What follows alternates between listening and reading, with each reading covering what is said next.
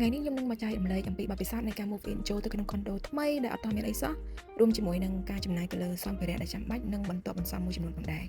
ជម្រាបសួរសួស្តីបងប្អូនទាំងអស់គ្នាសម្រាប់វីដេអូនេះផងដែរគឺនាងខ្ញុំគិតថាអាចនឹងមានអត្ថប្រយោជន៍សម្រាប់អ្នកដែលត្រៀម move in ចូលទៅក្នុងផ្ទះថ្មីឬ condo ថ្មីជាពិសេសគឺអ្នកដែលជា first home buyer ផងដែរចា៎នេះគឺជាសកម្មភាពនៅក្នុងថ្ងៃទី1ដែលខ្ញុំបានឲ្យគេមកដំឡើងម៉ាស៊ីនត្រជាក់ហើយនឹងទូទឹកកកដែល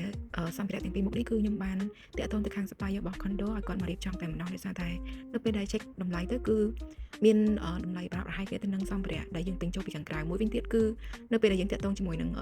supplier របស់ខាង condo គឺគាត់នឹងគិតតម្លៃនៃការរៀបចំចូលជាមួយគ្នាតែម្ដងរីឯតម្លៃវិញសម្រាប់ទូទឹកកកគឺខ្ញុំចំណាយអស់$257ហើយចំពោះ AC គឺខ្ញុំចំណាយអស់$357ដោយគិតទាំងថ្លៃដំឡើងផងដែរចូលមកដល់ថ្ងៃទី2គឺខ្ញុំទទួលបាននៅសាឡុងហើយនឹងក្រែដែលបានកំងទុកសម្រាប់សាឡុងនេះផងដែរគឺជាអ្វីដែលខ្ញុំស្រឡាញ់ខ្លាំងជាងគេគ្រាន់តែតម្លៃរៀងគួរសមដែរសម្រាប់សាឡុងនេះគឺខ្ញុំចំណាយអស់ជាង$500ដែលមានទំហំ2ម៉ែត្រដល់អ្នកគ្នាប៉ុន្តែអ្វីដែលខ្ញុំរៀងខកចិត្តបន្តិចនោះគឺក្រែគេងដោយសារតែក្រែគេងនេះគឺមិនមែនជាប្រភេទក្រែគេងដែលខ្ញុំចង់បានទេគ្រាន់តែអ្វីដែលខ្ញុំចង់បានគឺជាប្រភេទក្រែគេងដែលវាមានទំហំធំជាងនឹងដែលបន្ទប់នេះរៀងទូចជាបន្តិចអញ្ចឹងបើសិនជាដាក់ក្រែដែលខ្ញុំចង់បាននោះគឺវាទល់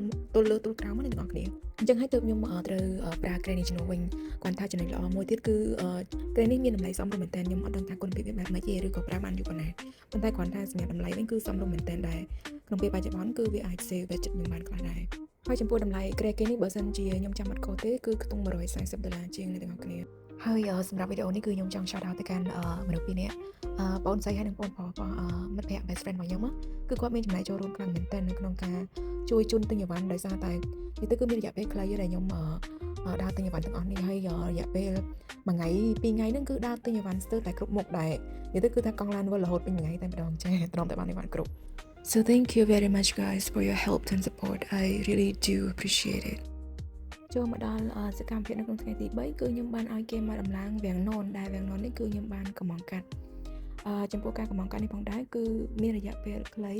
ប៉ុន្តែខាងគេមានការរៀបចំបានលឿនមែនទែនដោយគ្រាន់តែយើងធ្វើការកលកំងគឺគេរៀបចំបុគ្គលិកឲ្យមកធ្វើការវែងហើយ2ថ្ងៃក្រោយគឺគេអាចយកមកដំឡើងឲ្យបានតែម្ដងសម្រាប់តម្លៃវិញខ្ញុំអត់ហ៊ានថាតម្លៃខាងគាត់មានលក្ខណៈថោកជាងឬក៏ថ្លៃជាងគេអ្នកទាំងអស់គ្នាដោយសារតែពេលវេលាខ្លីគឺខ្ញុំអត់មានពេលនៅក្នុងការជ្រែតម្លៃច្រើនកន្លែងអ្នកទាំងអស់គ្នាគឺខ្ញុំបានcompare តែពីរកន្លែងទេសម្រាប់ខាងបងដែលរៀបចំឲ្យខ្ញុំហ្នឹងគឺមានតម្លៃថោកជាងគេជាង$100ដែលយើង compare ទៅលើសាច់កណាត់ដូចគ្នាបែបបិទដែលខ្ញុំកំងហ្នឹងគឺសាច់កណាត់ហ្នឹងជាមួយនឹងស្បៃ2ជាន់រួចជាមួយនឹងបន្ទប់គេងខាងលើមួយជាន់ហើយពេលដែលរៀបចំរួចរាល់គឺខ្ញុំពេញចិត្តមែនទែនដោយសារតែវាំងននហ្នឹងគឺវាស្អាតនិយាយទៅគឺល្អទាំងសេវាកម្មហើយនឹងគុណភាពនិយាយទៅគឺខ្ញុំពេញចិត្តសម្រាប់តម្លៃវិញគឺការរៀបចំទាំងជាន់ក្រោមហើយនិងជាន់លើនេះគឺខ្ញុំចំណាយអស់$335ទាំងអស់គ្នាប៉ុន្តែខ្ញុំគិតថាវាស័ក្តិសមទៅនឹងតម្លៃហើយបើសិនជាអ្នកទាំងអស់គ្នាមានមតិយោបល់ទាក់ទងទៅនឹងតម្លៃនៃសម្ភារៈនេះអាចធ្វើការ comment នៅខាងក្រោមបានដោយសារតែវាជា first experience របស់ខ្ញុំបាយ